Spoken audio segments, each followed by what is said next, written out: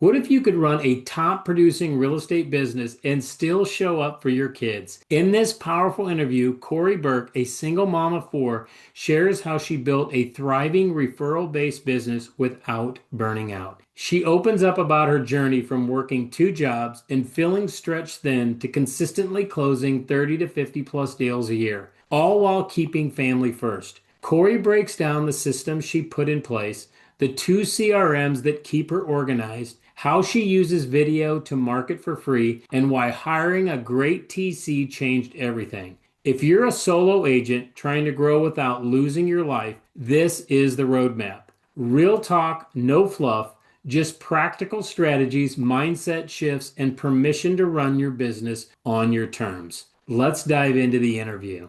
So the first question that I ask everybody is, how did you get started in real estate? What's your why for choosing this business? You may not have known that why in the beginning, and may that why may have been developed as you kind of get into the business. Yeah. But kind of go through all of that. So when I first got into real estate, I was actually in lending and insurance before that. And I couldn't make a living for my family. I was working two jobs consistently for years. I worked two jobs for like 4 or 5 years, and I was just burnt out.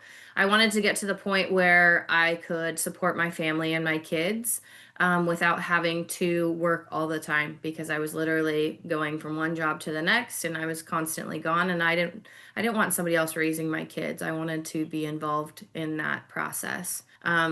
I had a kid at 17, and I had already gone through like my parents helping me raise him. And I wanted, when I started having other kids with my ex-husband, I wanted to be there for them. And I wasn't able to be there for my first son like I have been able to be there for my kids. And so I kind of wanted to make that up, so to speak. But that was my why of getting into real estate. I wanted to take back my time. And when I was in lending, I was going to be the marketing production for my mom.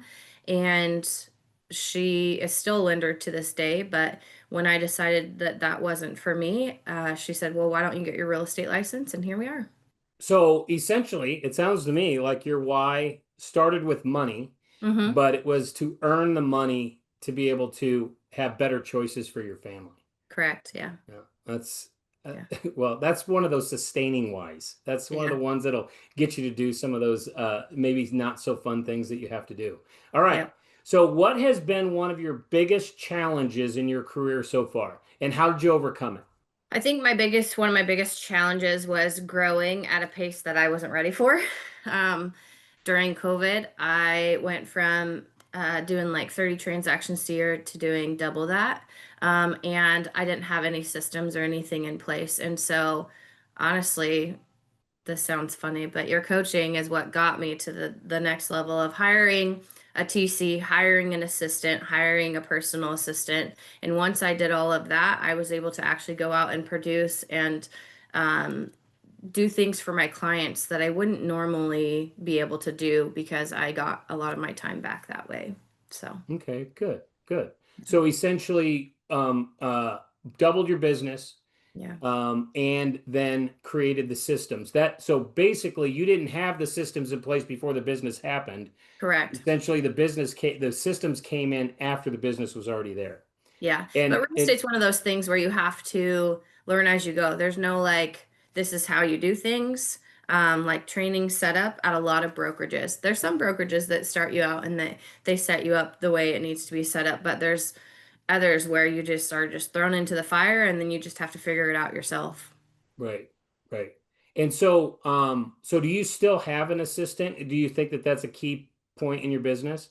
I don't have an assistant currently. I'm not doing the same production, but I've kind of shifted my focus from not producing a ton to my family and balancing the two. So, do I think it's necessary? Absolutely. When you get to a certain point. And just because when you're producing a ton and you're working all the time. And I, being a single mom, I can't do that. I want to be there for my kids. I want to be at their sports. They're only little for so long. So when you ask me that question, in my mind, I'm thinking, yes, that's absolutely something that needs to be done. I still have like a part-time person where I can go out and, hey, can you go take flyers here? Hey, can you take a lockbox here? But I don't have an assistant like going around with me or writing offers with me like I used to. I do have a licensed TC now.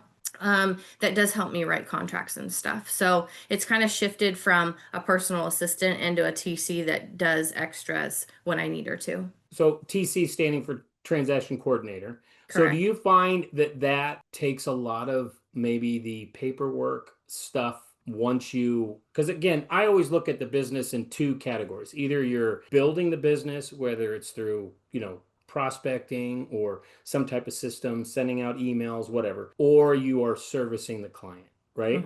Hmm. Hmm. And obviously, servicing the client, you as a real estate agent, there's certain jobs that you have to be at, like going to a listing appointment. Typically, some would say, or even argue that you don't have to go to the listing appointment, or go to a closing, or go to a home inspection physically. But there are things like paperwork and organizing the paperwork and getting that to a lender and that type of stuff. But what kind of role does your TC play for you per transaction? Actually, my TC does a lot more than a lot of these TCs do, just because I I'm good at sales, I'm good at marketing, but I need somebody to do the back end side of the paperwork. So I've learned through a lot of trial and error that if I have somebody putting together the paperwork on the back end where I can just print it and go or send it out and go, depending on what kind of client I have, it keeps me more organized. So my TC does a lot of the organization on the back end side of things and makes me basically look good while I just do the sales portion of it. So if I get a contract in, she is doing all the back end work, splitting it, making sure all the signatures are there, making sure everything is in place. If I'm missing an addendum, she gets the addendum. If we're missing the exhibit A, she gets the exhibit A, things like that. She also does my listing prep too. So once the listing gets ready to go on the market, she inputs it on the MLS for me on the back end. And then I just go in and put pictures in however I want. I look at the listing, make sure there's everything in there that I need to put in there. And then we go live with it. She also puts the lock boxes on for me. I do all of my marketing flyers and everything still, just because I'm really particular on what I want my marketing to look like. But any and everything on the back end that I can give her, I try to give her so I can go out and sell more. Good. I think that's All right. important. So you've been in the business for 11 years, is that right? Yeah. Okay. Yeah. So 11 years in the business, successfully, I might add you. What daily habits, systems, or routines have helped you stay consistent with your business? A CRM for sure. Tracking my production and what that looks like so I can stay organized with my clients. I would say 95% of my business is referral. Referral from partners, referral from my past clients. And so for me, a CRM was 100% like a game changer for me.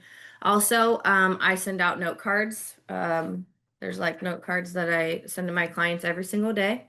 This is something I do religiously, and it's just a simple like, hey, I was thinking about you. I saw that you did, X, Y, and Z on social media or whatever the case is, or hey, there was a birthday, or hey, I saw you guys were in the hospital. I hope everything's okay. And then I also make phone calls and or I text my clients. And then the last thing I think is really important is I do a couple different client appreciation events a year. Okay. All right. Good. Yeah, Good. So now, in when you regards to CRM, what do you specifically use for a CRM? Do you use a company I CRM, or do. are you outside of what you use? I use by referral only and referral maker, Okay. both. You use both of them? Hmm. Really? Yeah. So what do you, so if you're using both of those systems, Yes. what do you specifically use by referral only for? To send out like back end emails for my clients, and the Pi thing is what it tracks. It makes it super easy for that.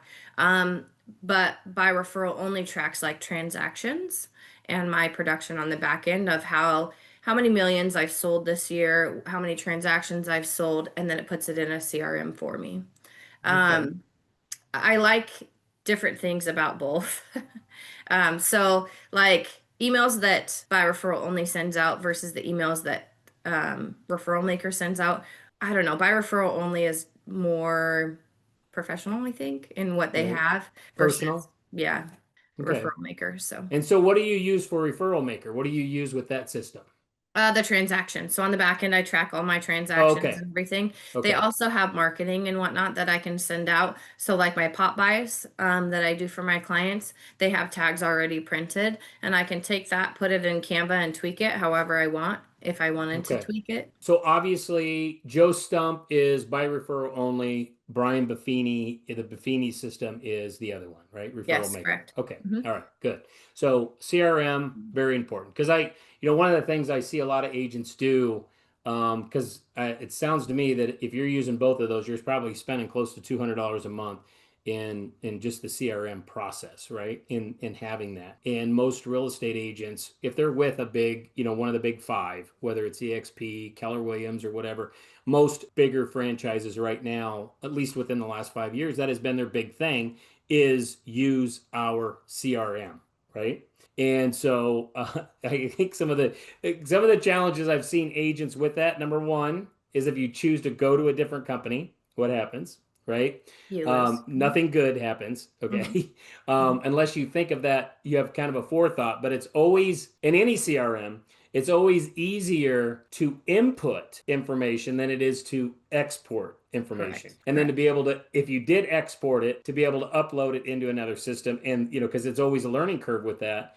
And I think the other thing that kind of goes with it is that both of those systems, I've been a part of both of them, is that they have great resources, being able to talk to people to help you through, how a system works, how to put this together, how does this work? I'm having a challenge with this. Whereas in like the company ones, you got to go to your IT person if your company has an IT person, and for the most part, they have no clue. So Yeah. that's always a challenge. And a lot of times people think that a CRM only does one thing, and that is it just keeps track of your people, which it sounds to Yeah. me like you're using it to email, you're using it to mail.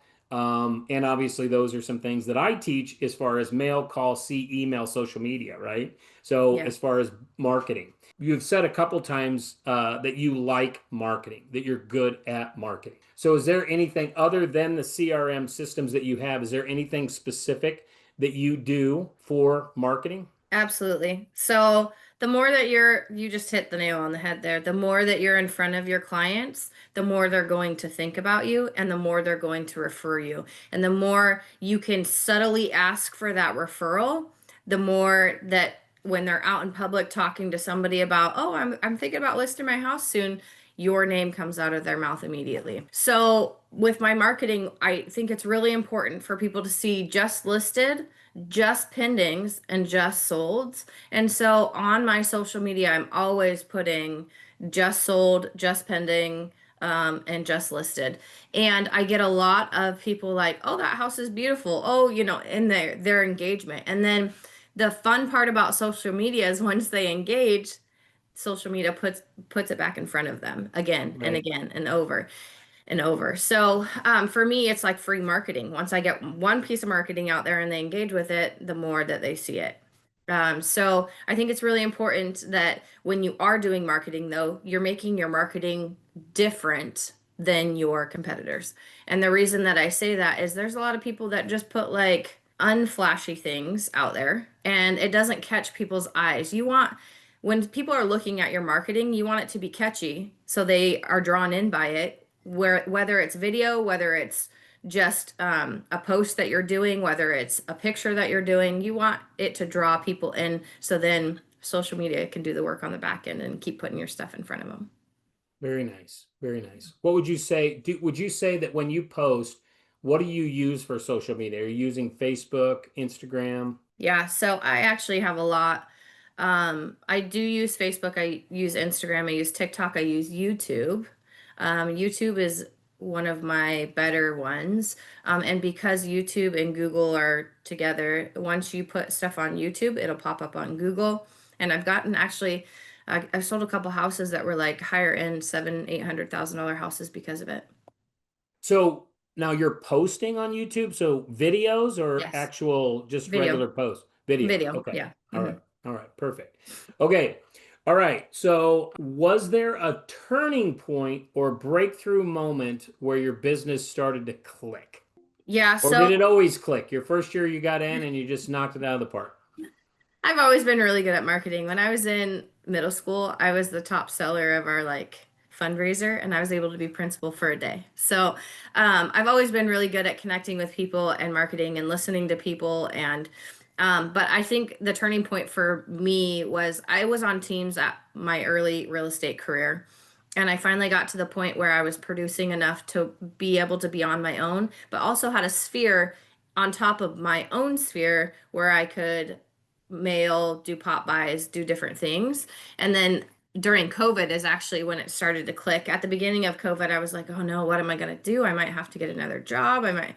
And then I was like, nope, I'm just going to put my head down and work, work, work. And that year I sold 58 houses. So, and then it just kind of kept going from there. So my turning point was when I got the CRM. I got into Brian Buffini's teachings back in 2018.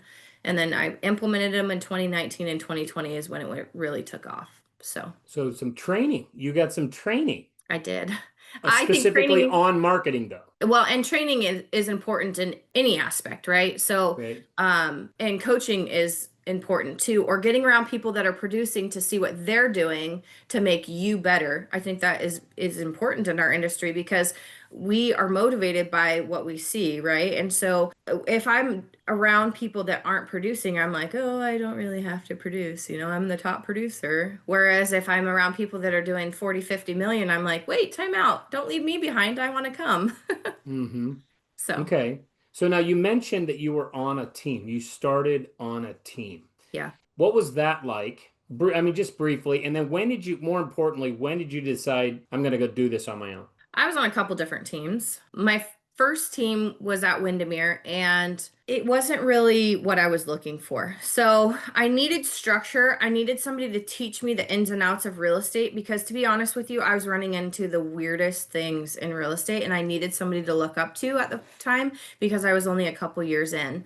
And that team was supposed to be giving me leads and supposed to be giving me different things and structures and how to implement like the back end work side of things. I didn't have a TC at the time, and so I had to learn all my paperwork, which you should be learning your paperwork anyways. But it just wasn't what I wanted. So I moved to another team, and that team I was with for 3 years.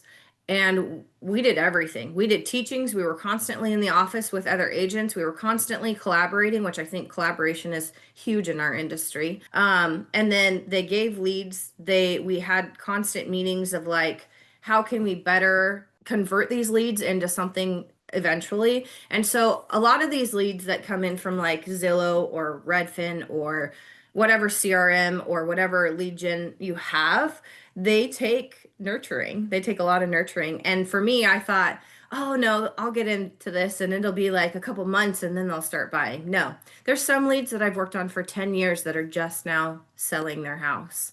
And so that team taught me more structure of like, if you stay in front of these clients and build a relationship with them, they will be fruitful over time. So, for instance, the one I was just telling you about, the 10 years that I've known this lady, she sent me numerous referrals over those 10 years, but I've never sold or bought a house with her. But she's a connector, and those are people that you want in your sphere, the people that connect, so you can get more deals out of it. That's good. All right. So real estate, this is now we're going to kind of switch to some balance and, just Yeah. kind of perspective of your business. So real estate can be demanding. How do you balance business with family, personal life, and your community? I don't really have a personal life. So I'm not a good person to ask that Shit. specific No question to personal you. life. Right.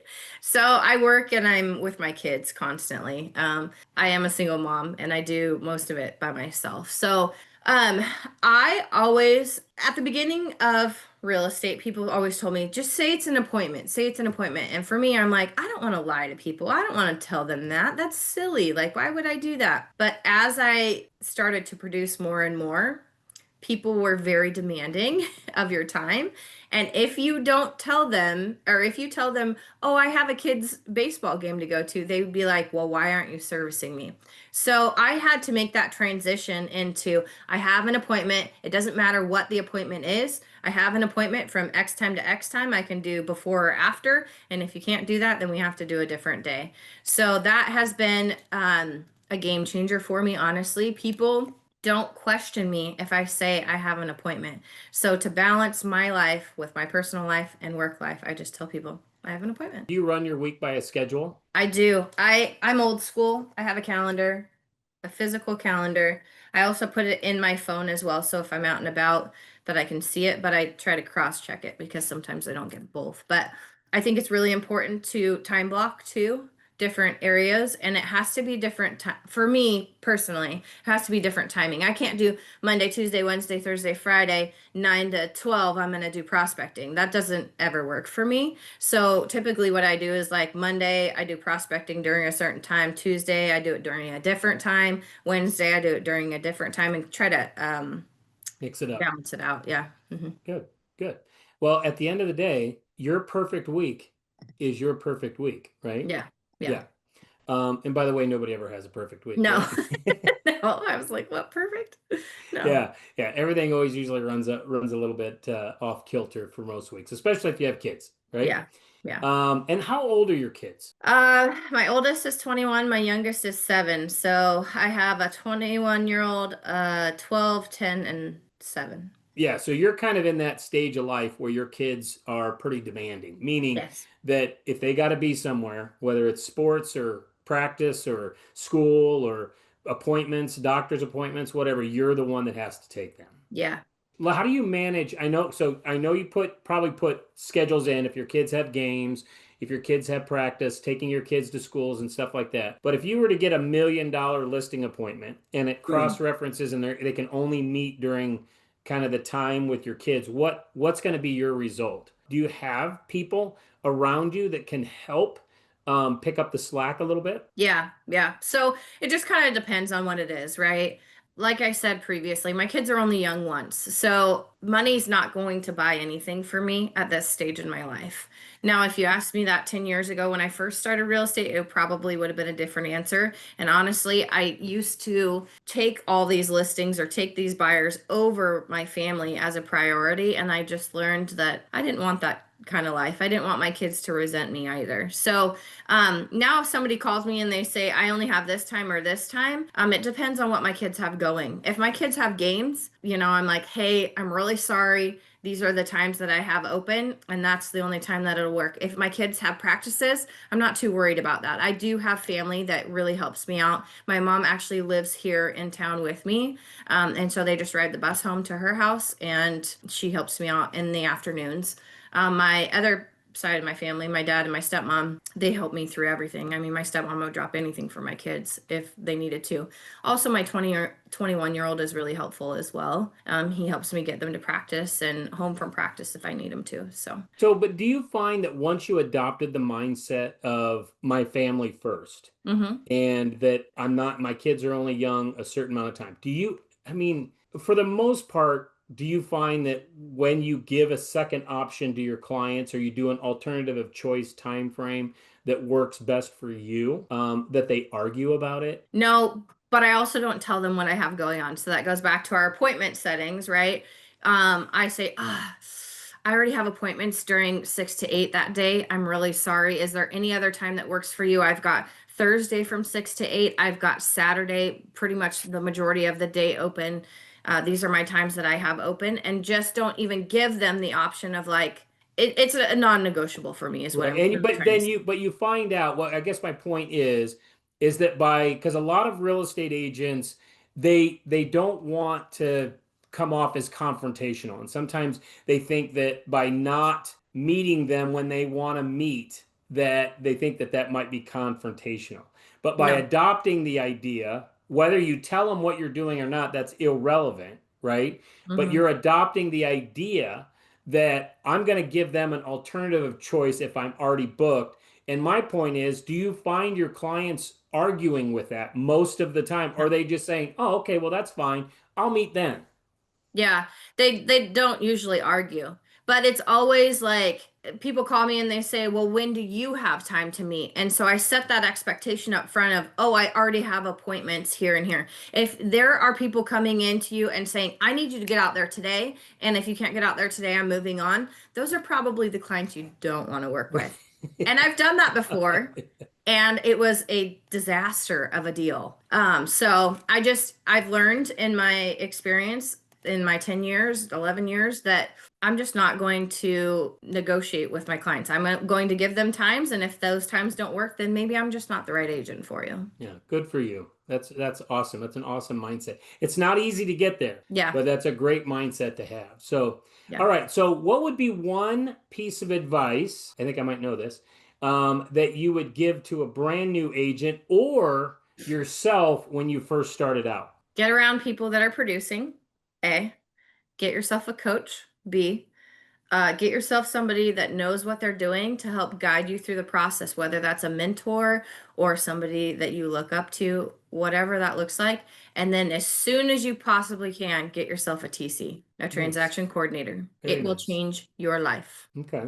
All right, good. So have you ever had time where you got off track? And if so, what adjustments? I mean, maybe not in the beginning of your career, but now obviously we are always getting off. That's the number one thing I always hear from real estate agents is I got to get back off track. I'm overwhelmed. I got to get back on track. What are some things that help you when you get off track, get back on track? Well, I think people have to remember sales is a mindset, right? So, when you don't have transactions in escrow or any sales in general, people tend to get down on themselves and like, hey, I'm not producing. The more that you grind and the more that you put in the effort consistently over time, the better the results are going to be. But if you're putting in effort, getting a lot of deals, and not putting in effort during the time that you have a lot of deals, your business is going to be a roller coaster constantly. So consistency is key. Okay, good. Consistency.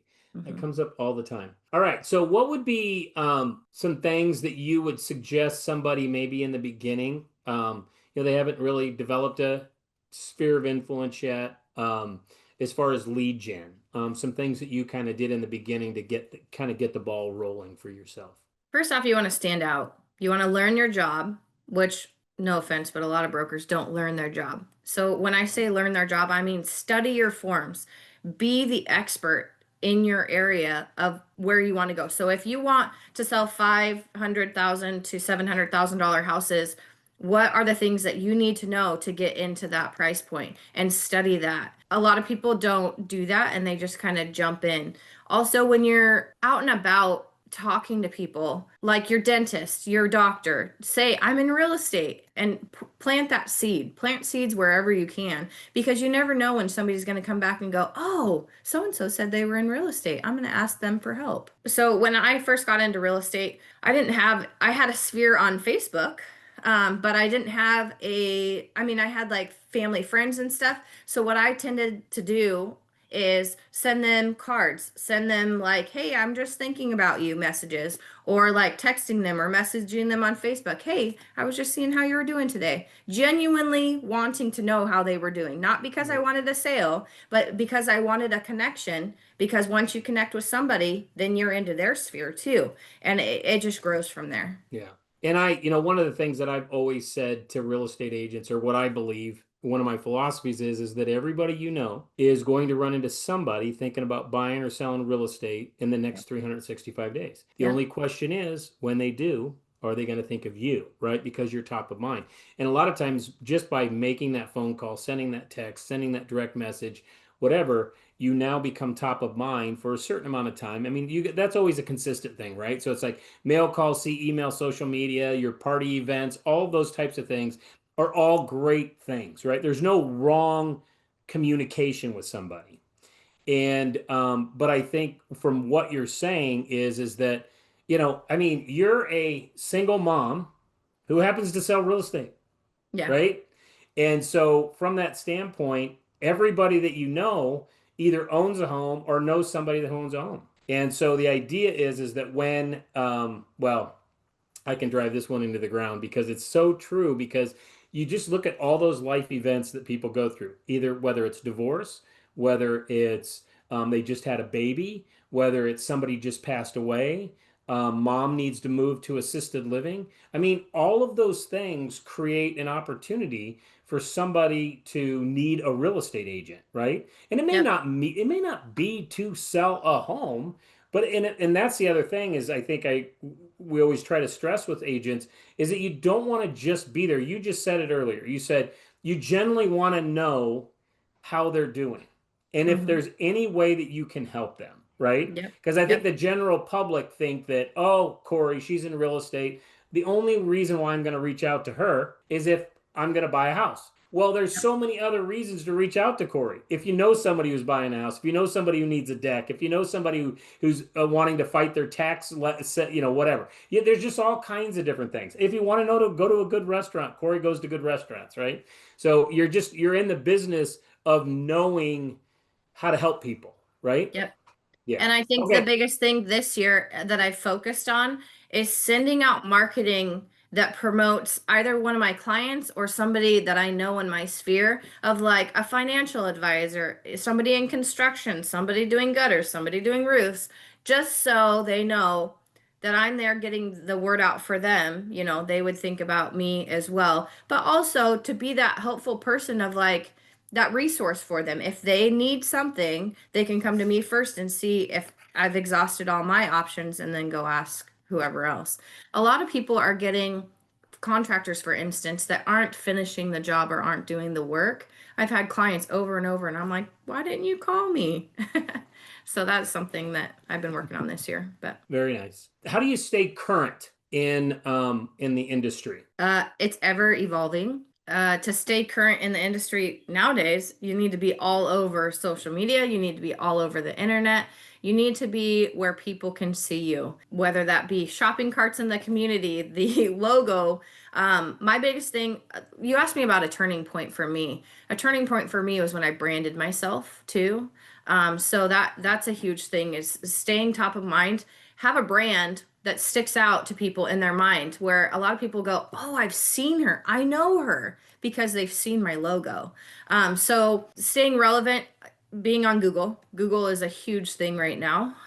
Being on all social media platforms that you can be on. People tell me to get on LinkedIn, but I'm not on LinkedIn yet. So It's just not social. I It's know. like seems like a more of a corporate Yes. Yeah. thing than it is, kind of I mean, our I really look at our business as that we really are social because it's not like I do a mastermind event for my real estate business, right? Yeah. I mean, Yeah. I'm doing a client appreciation party where I'm trying to bring people together, have fun, give them some food, maybe some drink, some entertainment, whatever, but just to kind of make them feel good, and then love up on them at the event, right? And Mm-hmm. then usually any kind of message you're giving them, maybe educating them about the market, educating them about their market, meaning their neighborhood, or what the interest rates went down, 25 basis points. What does that mean to me? What Yeah. should I refinance now? Whatever. And then shooting video. So you're really big into video. So do Mm-hmm. you find yourself in regards to video